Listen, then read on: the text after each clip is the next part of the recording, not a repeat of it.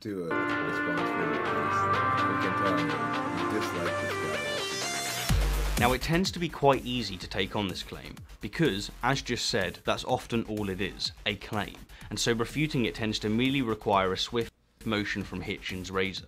That which can be asserted without evidence can be dismissed without evidence.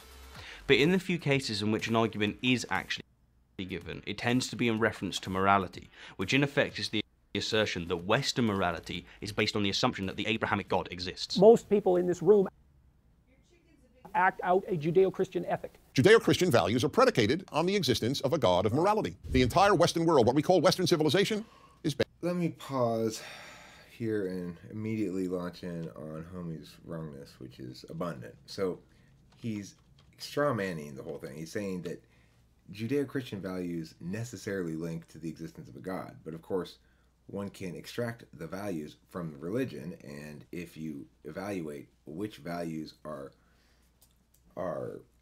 ascendant in Western culture, it certainly are values consistent with, at least it's aspirational values, consistent with things like individual obligation, individual accountability, individual rights, and forgiveness is a virtue, a sense that you have to respect the diversity of conscience.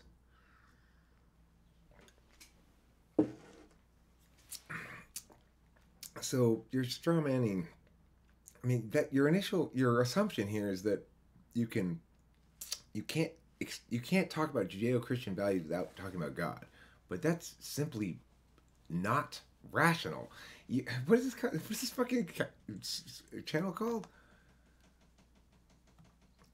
Rationality rules. Oh my god, dude, you can't make fucking blunders like that if you're gonna name your channel Rationality Rules. I mean, that's just such a beginner's mistake. Come on, step it up. Do something good. Let's see.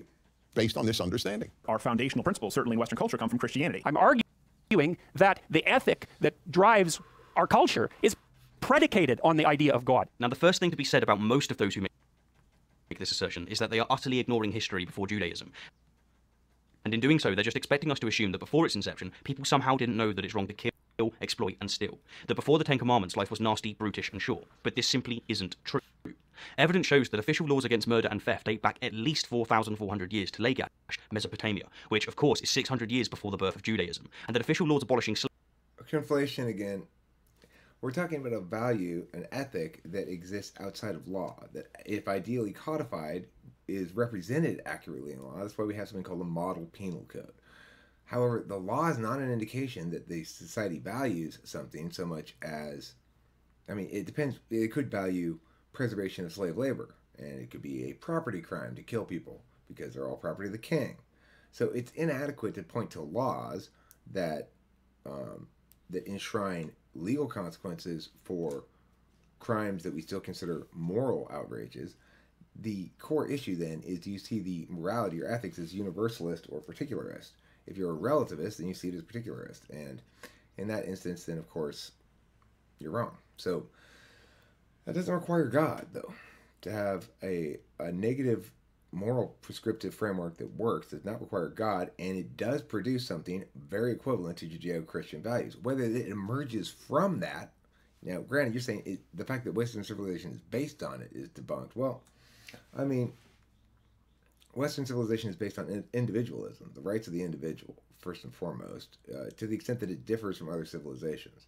And that primarily emerged in the Enlightenment period and post-Enlightenment. And over time, you know, basically the evolution of the species correlates with information fluidity. So I don't know why this guy has so many views, because so far he's over 2. Slavery only date back 200 years, which, of course, is 3,600 years after Judaism. But since these facts don't fit the Judeo-Christian narrative, let's just ignore them, right? I mean, it's not like Abrahamic religion hasn't ignored and still ignores facts that contradict it, is it? Those values were first embedded clearly and concisely in the Ten Commandments. Or to put this all another way, most of those who make this assertion just expect us to believe that an evolved social species somehow didn't evolve social norms, that despite all of the evidence telling us otherwise, such as the fact that wolves, elephants, chimpanzees, rats, bats, and whales have all been to exhibit moral behavior. Humans, for some reason, require divine intervention. You know, I think it's worth me doubling down here, because for whatever reason, many seem to have a hard time understanding how human morality could have emerged naturally, when it's really quite simple. Okay, it's a fruit from the poisonous tree, homie. Again, you don't have to make a link to God to link to Judeo-Christian morality. And the fact that there were precursors to it, and that other ideas were significant in the formation of humans' conscious attention to morality, doesn't change the fact that the actual deontological imperatives that one can logically deduce without God match up best with Christian values and match up poorly with communitarian values. And that's a good thing for Christianity. It doesn't prove God exists, obviously, but, you know, it's like you're so anti-God that you won't even concede that, obviously, Christian morality, the Christian version of morality, had a massive impact on thinkers all up through now. I mean, in the West, how many of those people who were doing logic in the Middle Ages and stuff were doing logic to try to prove God? They were still doing excellent thinking. Maybe you don't approve of their conclusion, but remember, claims are simply statements we afford truth value to. And if you wish to disavow truth value to statements regarding the existence of God, understand that's all you're doing, okay? If you want to be an objective individual, you have to understand that you're simply playing, I don't like this status with this statement. And you're also playing group identity. So you're going, oh, I don't like Christians. Well, I mean, you're flailing around here, buddy. Sentient beings that have evolved the capacity to feel pain and the desire to avoid it, and our recognition that the best way to achieve this is by cooperating and establishing rules is morality. It's that simple. Morality isn't this mysterious, unfathomable thing. The religious just need it to be, because, to paraphrase the founding father and second US President John Adams, mystery is a convenient excuse for absurdity. Anyhow, with the question of where do moral values come from answered, I'm convinced that the best way to succinctly address the primary assertion is to first identify Western values, and to then trace back when, where, and why they emerged. And so, let's start with freedom of speech, the very bedrock of a free society, Okay, moron. and the right that allows us to enact and defend all other rights. No. Is this Western value of Judeo-Christian origin? No. Both the Old and New Testament proclaim strict limitations on free speech through primarily blasphemy laws, and until very recently, Jewish... Okay, but see, none of what you're doing here is debunking the claim that's most meaningful to make, which is that, yes, our contemporary understanding of individual rights, and I would agree with you that in practice, free expression or information fluidity is, in fact, the key to sustaining other rights. But I would disagree with you that it's somehow fundamental. In fact, there's only one real right, which is a property right, and everyone owns their own body, so has property rights to that body. Obviously, there's freedom of conscience, which is implicit in being self-possessed. In other words, being a singular entity. So, you're right that freedom of speech is not upheld in the Christian, Judeo-Christian, worldview or values. But that doesn't change the fact that it forms the bedrock of most Western understanding. Because remember, we emerged from a time when there wasn't people like you. Everybody was Christian. There were no atheists allowed, right? So to deny the impact of a set of ideologies or ideations that consumed almost the entire reading attention of the entire population for centuries, and upon which almost all meaningful works for centuries were linked or based or something, you're nuts,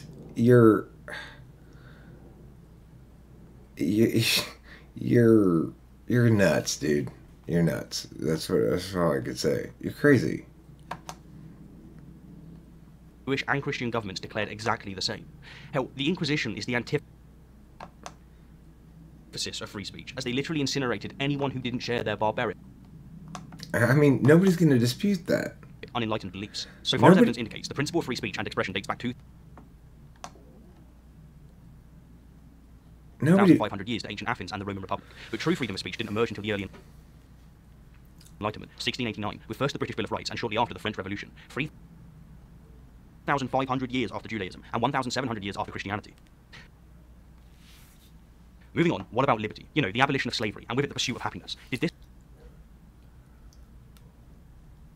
value that so characterizes the West come from Judaism or Christianity? Again, no. The Old and New Testament both explicitly endorse slavery, and in fact provide rules and regulations for several Okay, however... regulations that both Jews and Christians enacted and upheld during the vast majority of their... Nobody is trying to claim that Western values the truth of the matter is that the principle of liberty dates back, again, unevolved from Judeo-Christian origins. I certainly wouldn't dispute that contemporary values are better than archaic Judeo-Christian whatever. But, I mean, you're not doing anything worth thumbsing up, for sure. You're just spitting on religion because you're spiteful. And you're doing a shitty job of it. You know, I mean, you know this. You've got to know this. It's like, to the extent that people are saying Western civilization is based on Judeo-Christian values, and you said at the beginning of it, it's not usually used as an argument, it's used as a claim. And that if it is used as an argument, you can just dispatch it with Hitchens' razor to say that which can be claimed without evidence can be dismissed without evidence.